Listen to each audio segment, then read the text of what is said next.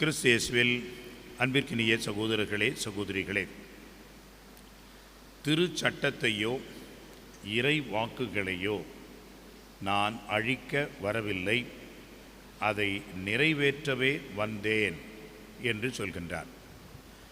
இந்த வசனத்தினுடைய அர்த்தத்தை நாம் ஆழமாக புரிந்து கொள்ள வேண்டும். முதலிலே திருச்சட்டம் என்றால் என்ன, இறை வாக்குகள் என்றால் என்ன? அன்புக்குரியவர்களே, யூதர்களுக்கு இன்றளவும் சட்டம் என்பது மிக மிக முக்கியமான ஒன்று. இந்த சட்டங்கள் இரண்டு வகையானவை. ஒன்று கடவுள் கொடுத்த சட்டம், கட்டளை.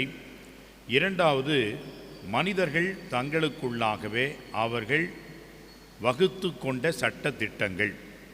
எனவே கடவுளுடைய கட்டளை, சமூகத்தினுடைய சட்ட திட்டங்கள் என்று இரண்டாக பிரிக்கலாம்.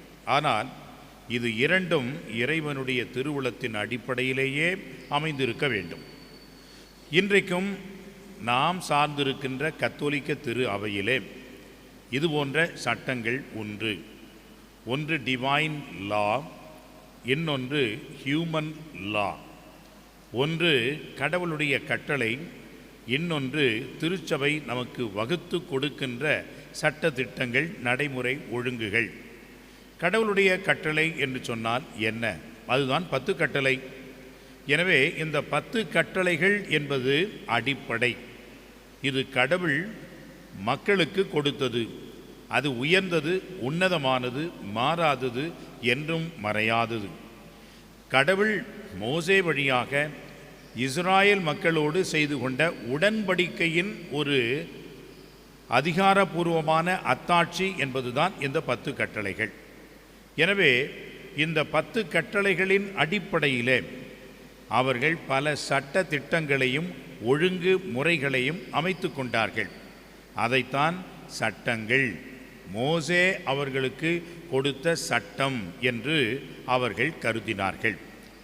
உதாரணமாக பாருங்கள், நாமே கடவுள், நாம் ஒருவர், என்னை தவிர வேறு எந்த கடவுளும் இல்லை என்று கடவுள் முதல் கட்டளையாக தன்னுடைய 10 கட்டளைகளிலே கொடுக்கின்றார்.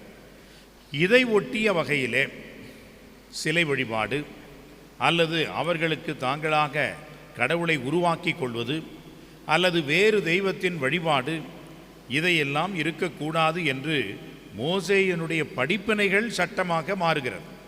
எனவே அன்புக்குரியவர்களே, இந்த கட்டளைகள் என்பதும் சட்டம் என்பதும் இறை வார்த்தையின் அடிப்படையிலே கடவுளுக்கு எதிரானதாக இல்லாமல் இருக்க வேண்டும் என்பதுதான் இன்றளவும் இருக்கின்ற நடைமுறை.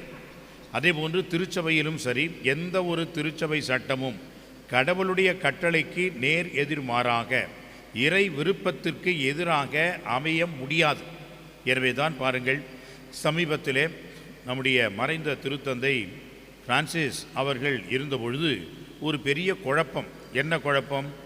Pope has allowed to plus the same sex marriage என்றெல்லாம் கதை விட்டார்கள், குழப்பத்தை உண்டாக்கினார்கள். ஓர் இன சேர்க்கையில் வாழ்கின்றவர்கள் திருமணத்தை பாப்பரசர் அதை அர்ச்சிக்கலாம், திருமணமாக்கலாம் என்று சொல்லிவிட்டார் என்று பல இடங்களிலே அதை புரளியாக பரப்பினார்கள். அவர் சொன்னது அடிப்படையிலே வேறு. எந்த ஒரு பாப்பரசரும் கடவுளுடைய கட்டளைக்கு எதிர்ப்பாக எதையும் போதிக்க மாட்டார்கள். உதாரணமாக விசுவாசத்திற்கும் நம்முடைய ஒழுக்க நெறி வாழ்வுக்கும் எதிராக, கடவுளுக்கு எதிராக எதையும் கற்பிக்க மாட்டார்கள். காரணம், ஓரின சேர்க்கை என்பது கடவுளுடைய கட்டளைக்கே நேர் எதிர்மாறானது. அப்படி இருக்கின்ற பொழுது பாப்பரசர் அதை அனுமதிக்கலாமா? அனுமதிப்பாரா? நிச்சயமாக செய்ய மாட்டார். அவர்கள் மனிதர்கள் என்ற முறையிலே உங்களிடம் வருகின்ற பொழுது நிராகரிக்காதீர்கள். அவர்களுக்கும் கருணை காட்டுங்கள், அவர்களுக்கும் மற்றவர்களைப் போல ஒரு ஆசீர்வாதத்தை கொடுங்கள் என்று தான் சொன்னாரே ஒழிய 2 பேரையும் கூப்பிட்டு அங்கே கல்யாணம் வந்துருச்சிடலாம் அப்படின்னு ஒரு காலமும் அவர் சொன்னது இல்லை.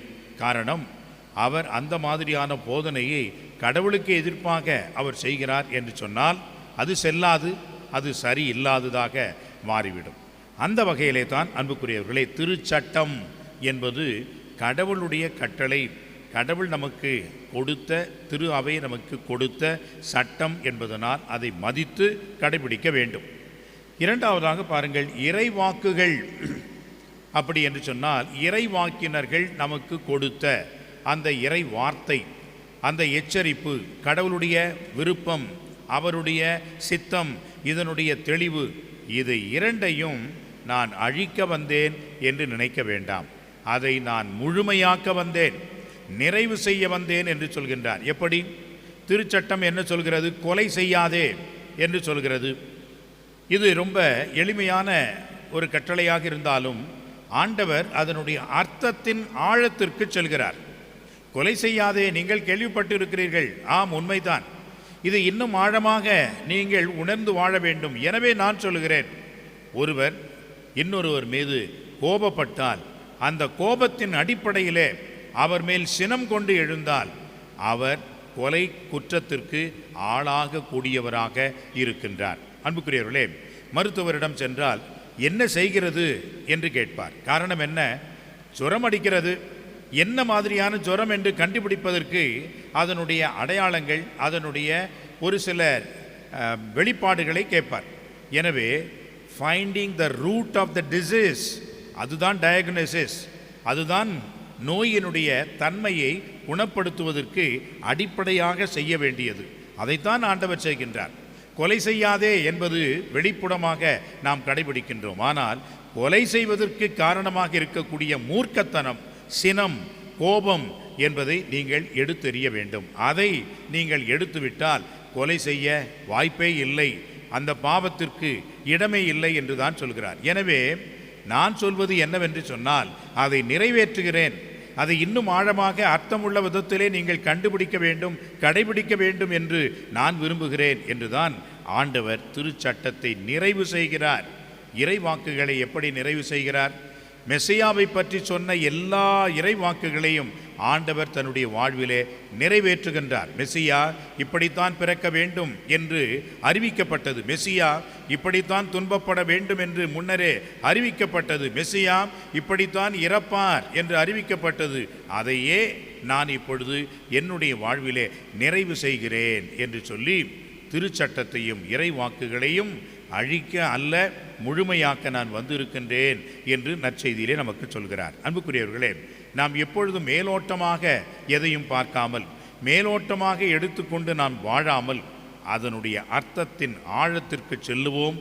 அந்த உண்மையான உள்ளூர உணர்ந்து அந்த சட்ட திட்டங்களை கடைபிடிப்போம்.